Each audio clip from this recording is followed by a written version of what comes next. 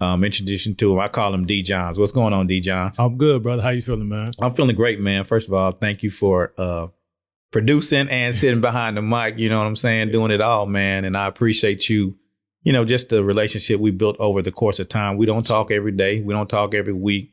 But it's like we pick up where we never left off, man. Talk enough. Exactly. We talk enough for me, man. I appreciate the invite and definitely want to give you your flowers too, man. As you said, it was an immediate connection when we sat down and just watching what you're doing with Mindset U, the conference that you had a couple months ago, maybe 3 months ago now. Yeah. Powerful. I was behind the camera, but I was still impacted. So I know next time I'm going to be in a different capacity, but it's definitely something that any man that's breathing can benefit from. So I'm proud of you, man. You said you was going to do it. You did it. And stuff like that encourages me. I like to keep those people around because I have a lot of things that I finally wrote down, but I haven't executed. And I see people next to me executing and kind of gives me that spark. So salute to you, my brother. Oh, man. Thank you, man. Appreciate you for, man, I was showing people the video playbacks. They're like, man, this is some high quality stuff. Yeah, I said, this is my boy D. Johns. He did that. But yeah, I definitely don't want you behind the camera this time. I see you actually, I got an idea. I'm not going to give everybody the idea. But I see you doing some things with your dear son as well. For sure. Got some other brothers that you guys are in a similar space. So we want to bring you guys in. And man, my motto always has been, I'm going to date my age, but I always say we got to form like Voltron. Indeed. That better means, together, man. Exactly. There's no competition, all collaboration. So man, yeah, I appreciate you for that, man. I thank you for the flowers, man. And honestly, man, that conference was scary for me. I did that with no job. I was in the midst of a 19-year desert experience, isolation experience that, it's like God had me hid. And I was making connections with like directors, VP of HRs and going through processes and nobody would call me back. Yeah. And I was supposed to do it in 24. I was like, man, I don't nobody want to come to no conference I'm doing. Yeah. Right. Selling myself short. And not really selling myself short, but I'm selling the God in me short. And I think oftentimes we view God like we view ourselves. Our limitations are his. Exactly. And it don't even work like that. You know what I'm saying?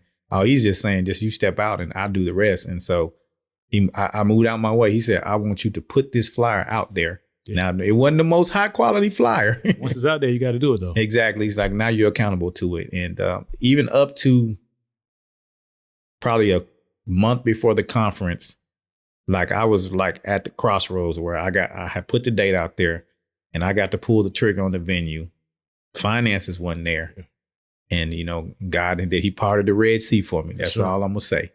And so the last day possible to get the venue and keep the date is when I was able to secure the location. That's how it works sometimes. Yeah. So, man, that was a scary experience. But yeah, man, I've seen like the intentionality with you, with your podcast. I've seen like how you just continue to elevate and grow. And I'm like, my man is on a mission. And oftentimes I want to ask you about that.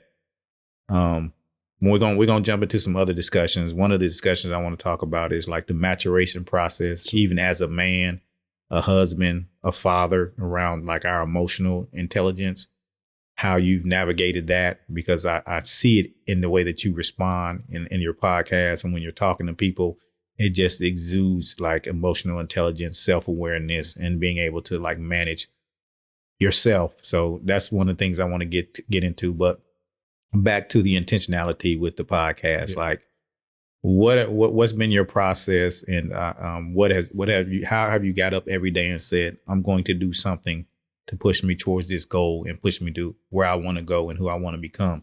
Because I see the growth, I see the channel growing, I see the views growing, I see everything, man.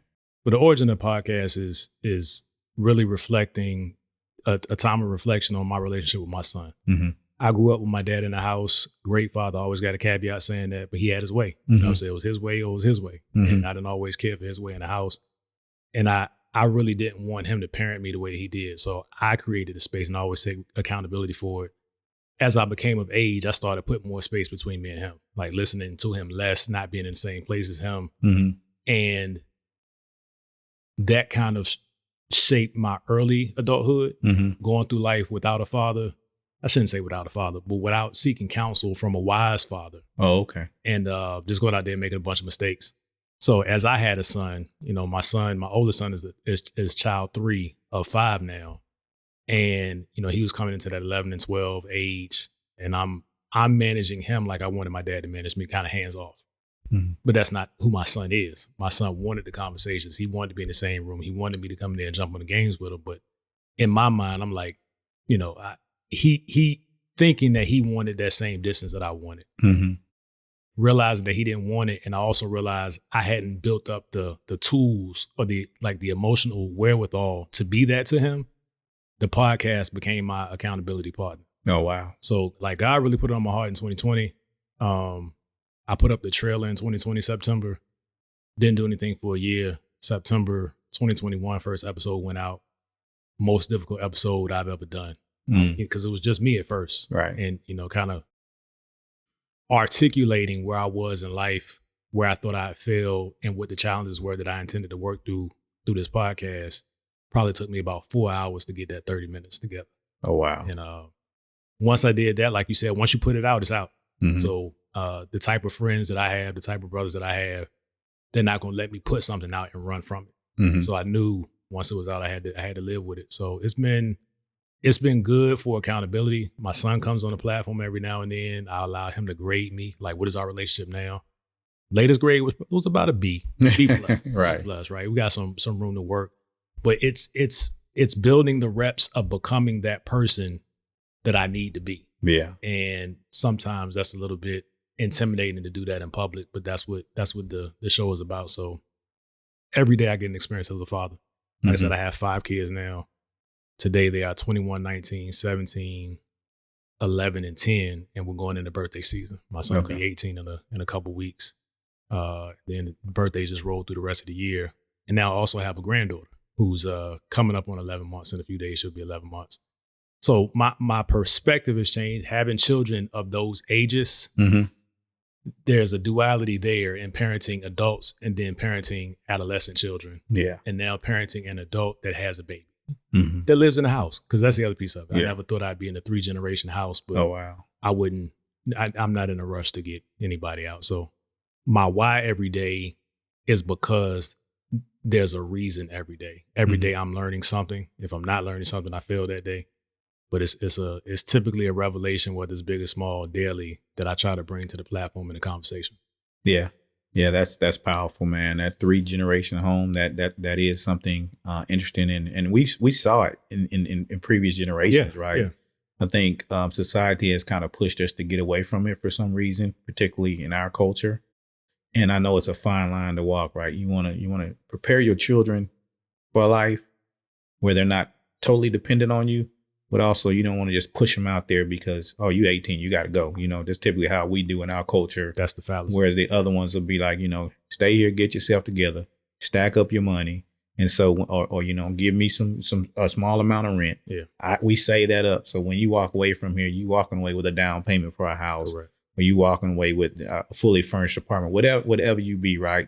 And I think that's one thing that is powerful that you said, is that sometimes we got to refine what we've been doing. We got to reconstruct and adjust and figure out what works for us, right? And not just go with what we were taught. Because, there's a lot of things that I was taught that now I'm saying, that don't work. You know what I'm saying? I didn't even like it myself. Yeah. But that's what I knew. So that's what I did.